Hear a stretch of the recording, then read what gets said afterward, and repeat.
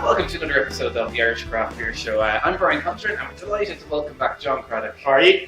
After your 4 episodes of paternity leave. Episodes. I can't count time in episodes now. Yeah. So, congratulations, John, on the birth of your firstborn. Oh yeah. She's grand. She's grand. Good to hear. Yeah. So after 4 episodes off, everything's back to normal now. You're not allowed to miss anymore. Yeah.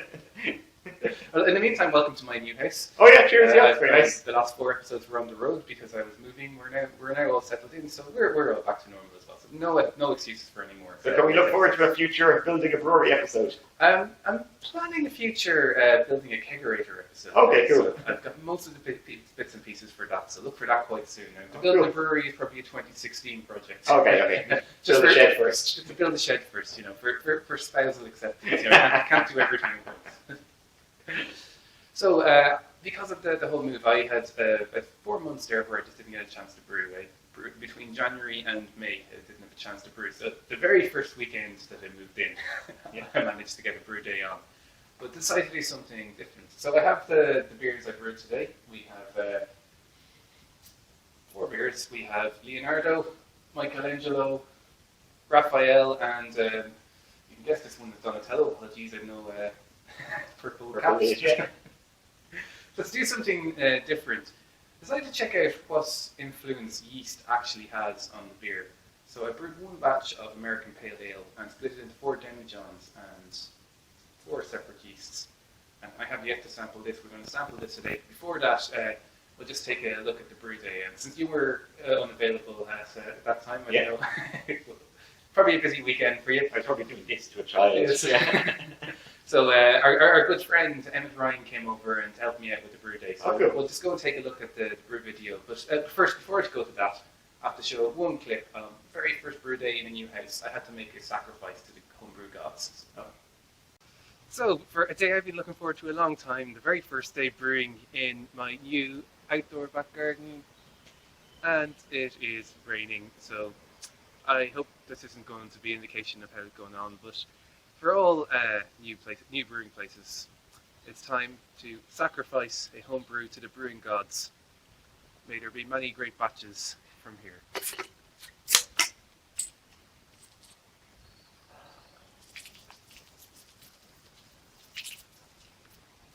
This was my Belgian blonde.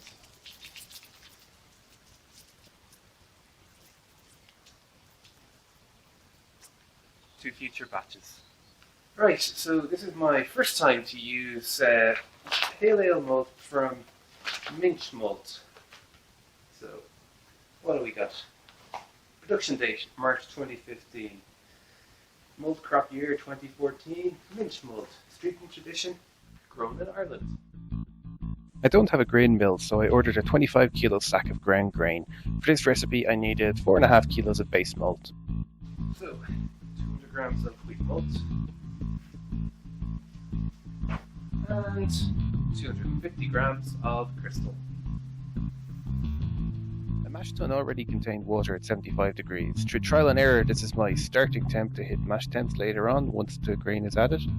Slowly added my grist, stirring as I poured to hopefully avoid dough balls. Not quite as successfully as I hoped.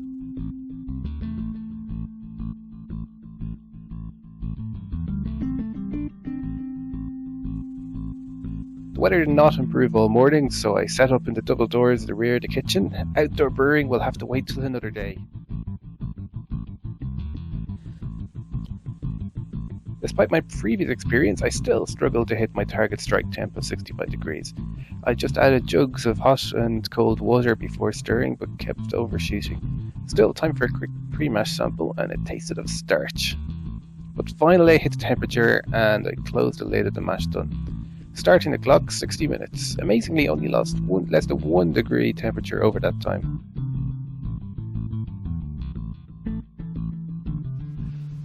So that's been 60 minutes of the mash. I shall start to sparge. So adding 5 litres of water at 80 degrees. I added the water and left for a further 15 minutes to settle. At this point, my brewing partner arrived. Seriously, you can't brew alone. Someone say collaboration. I come bearing beer. How's it going, Brian? It's the illustrious Emmet Ryan of the Sunday Business Post and also the Pint of View. Not to be confused with Pint of View and the Sunday Business Post. That clearly important definition. And Brian would argue, of course, that the Pint of View is a spin-off of this particular show right here. My first spin-off. I was quite happy about that. Wait till John starts his own show now. Yeah, it's like, ICBS, like, Cumacud, that'll be called. It's like, we're like a Law and Order or a CSI type of spin-off thing going on here. Anyway, Emmet, make yourself useful. Grab some hops. You'll be throwing them in a sec. Time to start filling the kettle. After recirculating the first couple of litres of wort until it cleared, I allowed everything else to slowly fill the kettle. As soon as the elements were fully submerged, I switched on the heat. Time for some first wort hopping. Emmet added 25 grams of Magnum pellets as the bittering hop. My batch barge technique is that after the first runnings are collected, I add another 12 litres of water at 80 degrees to the mash tun, allowed to settle for a further 15 minutes, boil off and collect the remaining wort. I got 25 litres in total.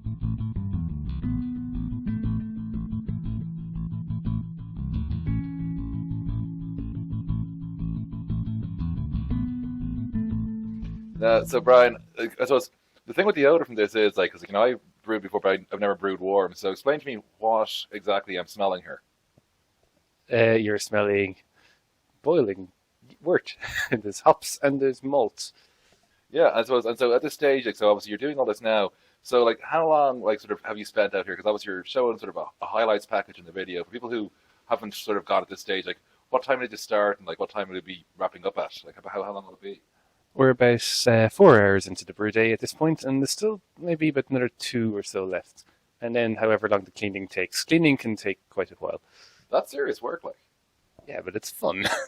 Fair enough. I'm just not as energetic as you. I put my work into the people's work. I'm adding the hops because I'm throwing them into a bag, but anyway. How often would you use least versus pellets? I've just started using the pellets now. Mostly it was because I wanted to get a particular hop that they were sold out in Leeds, and I got pellets, and then just realised they work quite well. So they don't suck up as much beer, so you're left with more wort at the end of it. Oh. So Works for me. that's it. And this is the first time I'm using this bag because the last few batches it just clogged up all my stuff. The hop screener at the bottom was designed for Leeds, it wasn't designed for this, so I just got these little hop bags. Yeah, they look effective as well. Yeah, I'll just see how good the hop utilization is. Because normally you see the hops going everywhere, whereas now it's just in one little bag, so we'll see. And it looks like that's the end of our boil, 60 minutes. So I've set up the chiller, we'll just switch on the hose, see how that works, and chill it down. What did I just knock there? I didn't knock anything, you knocked something.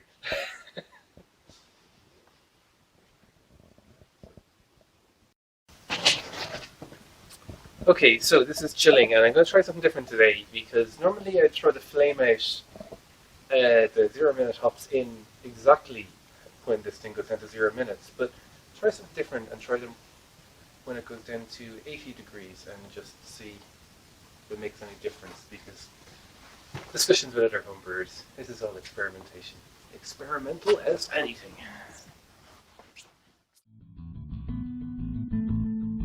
The Dublin City water supply in May is not the coldest, so we patiently waited until the temps came down. First to 80 degrees for the hop dish and then to 20 degrees so we could add the yeast. How about my nice manual whirlpool?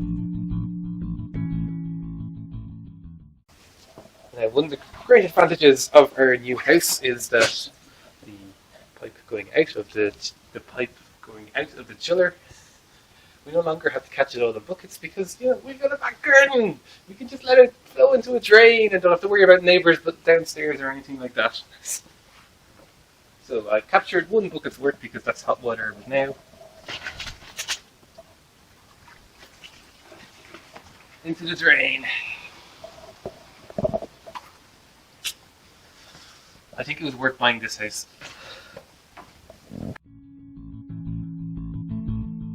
Finally, at 20 degrees, time to fill the demi-johns. I did not possess 4 demi-johns, so thanks to my good friend Manuel from Capital Brewers for sorting me out.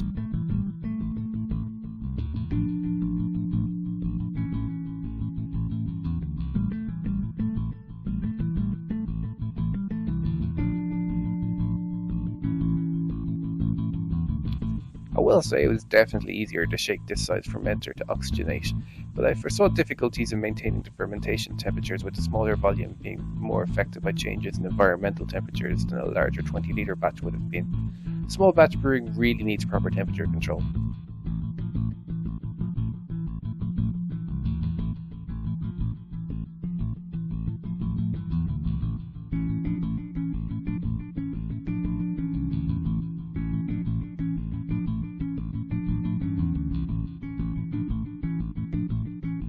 So the same wort has been split into 4 batches.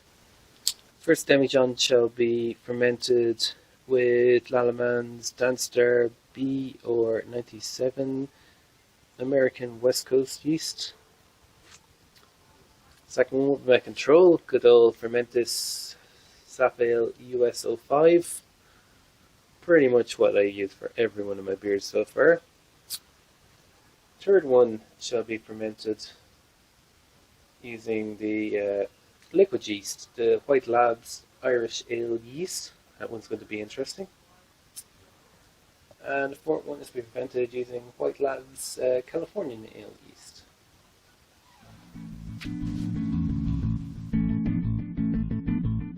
I added the yeast directly into the fermenters. My assumption was that since the batch size is so small, I would be overpitching anyway, and there was no need to worry about a starter.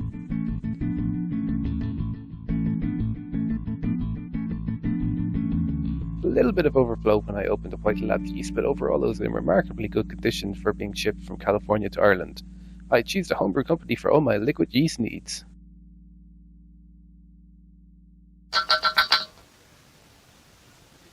Right, so I shall let those ferment, and hopefully I'll be able right now throw to the tasting.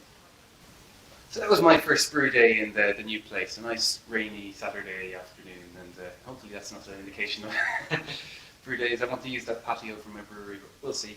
And while Emmet was here as well, we recorded an episode of his podcast, A Pint of View. I'll try and put a link to it down here or in the show notes or something, so if people want to check it out. So this is the 4 beers. John knows the code names and he's poured them into glasses, so it's kind of double blind. Probably blinded, yeah. Probably blinded, neither of us knows. First thing I'm looking at is a lot cloudier than I expected for a pale ale. Now, how long are they bottled? They bottled 2 weeks. 2 weeks, so it's not that yet. Yeah, so that was not the end of the world. it was 12 days in room temperature and 2 days in the fridge. Okay. So it could be chill days or whatever. I didn't have any Irish moss or anything like that, so Yeah, you know. sure. Fine. So I think if we go for the very first one in this glass here. And do we know, am I allowed to know what yeast are? Oh yes, the 4 yeasts that I use were White Labs WPO1, which is California Ale yeast. We had US05. We had BR okay, blanking. Was it BRY97? That is one anyway. It is. That's the one. Completely blanking. BRY97 yeast, US05, White Labs 01 Cal Ale, and White Labs 04 Irish Ale. More yeast should be given sensible names. Yes. Having to remember the number letter codes is. So yeah, US05 is what I typically use for all of my beers. So that was kind of the thing. So US05, the 97 is a West Coast Ale West Coast well. Ale yeast as well. The California Ale yeast and then Irish Ale yeast. Just try Irish it out Ale there, yeast, see what okay. happens. So we should be able to pick out that one anyway. Yeah, and the recipe, it was American Pale Ale. There was Pale Ale malt, extra light crystal, and wheat malt to give it a bit of head retention. As we can see, it's worked quite well. So, yeah, that's a worry though about drinking a beer I haven't tried myself. Yes, it might not be good. Well, I can definitely taste the wheat there. Now this, it's alright now, there's a nice level of carbonation. Yeah, that's all fine. I think it is the bottles are probably a little bit young, but there's a slight S3 profile off it, so Yeah, I think it might be the Irish Ale yeast, could actually be the Irish Ale yeast. but we'll find out soon. I would admit I did sample them on bottling day, but Yeah. I can't tell. Right. So, first thought on this is Irish Ale yeast. I think we'll both agree on that. So next one, go for the... Because the other three, well, I've never had the 97, but The other three are meant to be clean. Yeah. Clean paper, whereas there's a definite tester profile of that. This one even smells. Oh, you're going for it. Oh, sorry. We should go for the Go for the sorry. National Homebrew Club. Pardon me. No, skipping ahead. This one and the other one smell very similar, which means there's no strong smell off of them at all, which makes me think that they are the American ale yeast. Yeah. This is very sweet.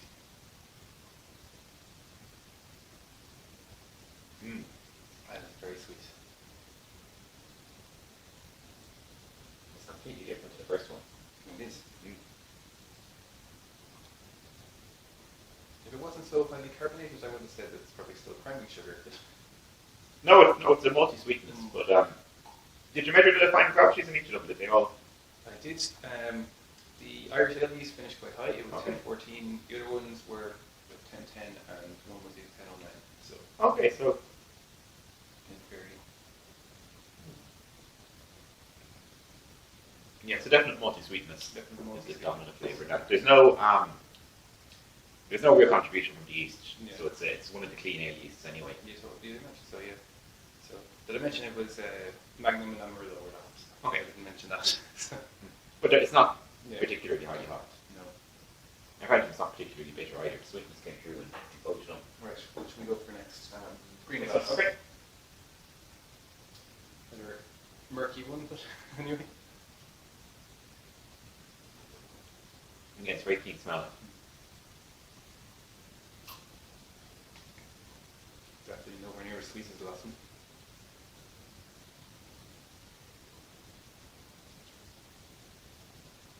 More similar to the first one, I would have said. Yeah. Which makes me think maybe the first one wasn't the I'm Irish ale re-evaluating. yeast. I'm not particularly good at this.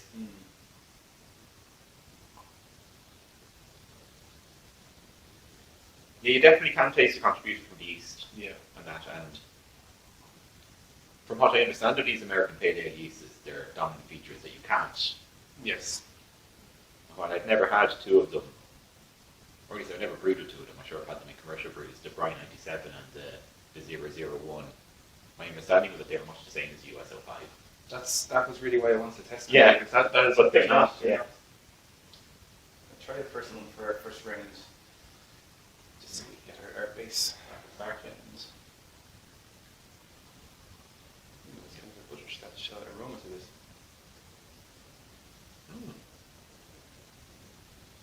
There is right.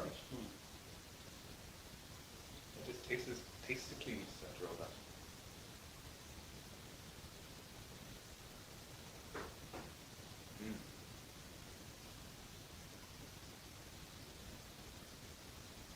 Right, the whole part I say is really cleanness. And the second one, I have it, the back of it. Now it's just sweet on it, isn't it? Yeah. Very sweet. Yeah. These two, the first and the third one, are very similar. Yeah. This is the closest you say to a traditional American pale ale. Yeah. These two were much more English or Irish tasting. They had a strong ester or kind of a fruity flavour from the yeast. Yeah. And that one, I think that might just be under it anyway. There was a multi-sweetness to it. They're sweet here, so. Because I know the terminal gravity, I imagine then this is the Irish ale yeast. Because it's the sweetest, but then it could be just something playing with you. Yeah. This last one, it's definitely the cleanest. There's a bit of yeast off of it and butterscotch. There was a. I remember studying my off flavours once. Which one is butterscotch again? That one.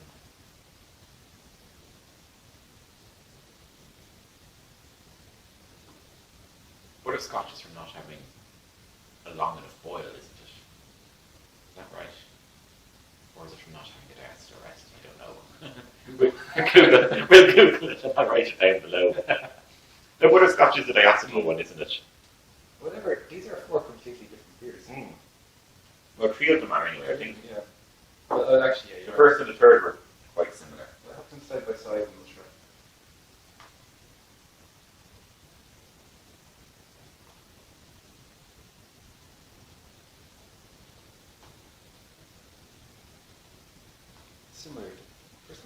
wheaty. We did use wheat malt for head retention. They didn't seem to. But that won't have any effect until the bottles are properly initially yet. Interesting experiment. Are we ready to reveal the results? Yeah. So, this is our 2 steps. Yeah. So, which was the first one? My position coming into this was that there's about 4 or 5 different variables you can play with when you're making a beer, and I would just go with the same yeast, because I'm not skilled enough yet to work with all them, and I think my conclusion This is why you want to pick the correct yeast. yeah, I think my conclusion is I might stick with that plan. Yeah.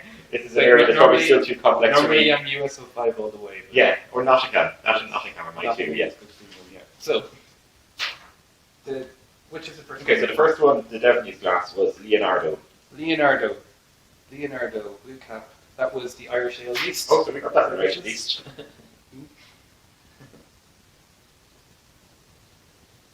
So that was final gravity of 1014.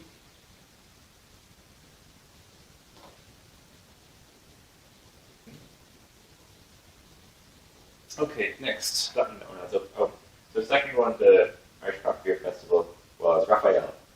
Raphael, this is the green one? Yeah. Yeah. Raphael was the Californian ale yeast, That's so the the 01. White Lab 01. So let's try That was. And that's supposed to be the same strain as USO5, isn't it? It's supposed to be the same strain, yeah, just liquid versus dry.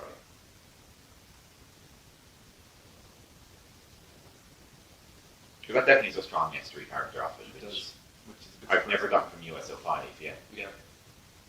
Okay, But then, next we'll go for the National Homebrew Club. that's this one, Yeah. which was so Michelangelo. Michelangelo was BRY 97. Okay. And that's at a low. That's a sweet. That's a sweet. Which is a very It's the lowest finishing finishing gravity of Which is the 1009, and it's the sweetest. sweetest tasting by a long way. That is. That is something. Definite hop or yeasty with from that's one. So, which means the last one, the USO5. USO5 Donatello. Donatello.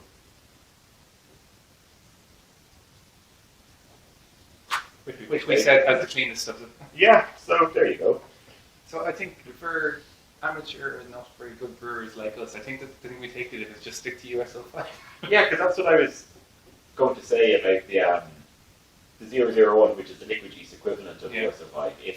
If you don't have your own yeast lab, you're better off just getting the dried yeast from somebody who does, unless you're particularly good at it. And all of these, as we saw in the video, like they were just, because I was doing small batches, I didn't do any starter or anything. Everything was just thrown straight in. Yeah.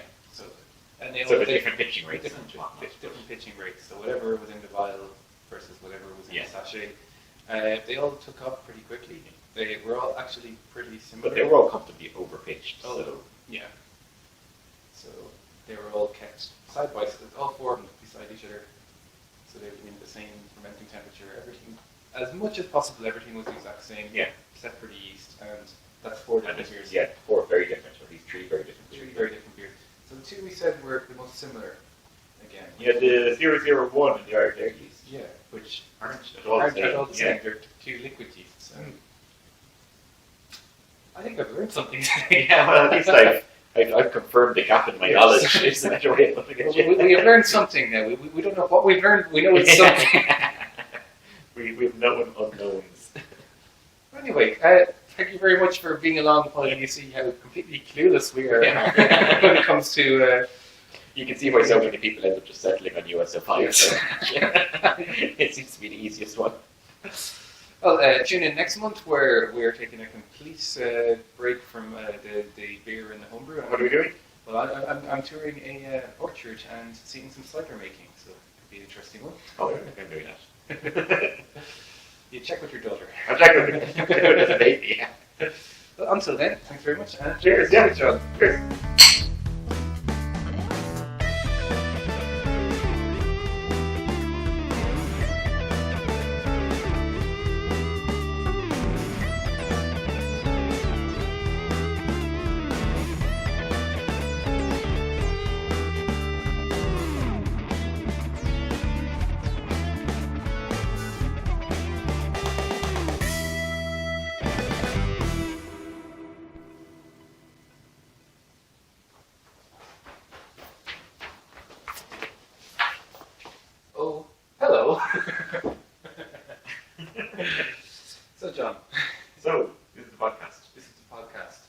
bit where we just sort of. This is where we make a hilarious outtake. Teenage Mutant Ninja Turtles, heroes in a half shell. Turtle power.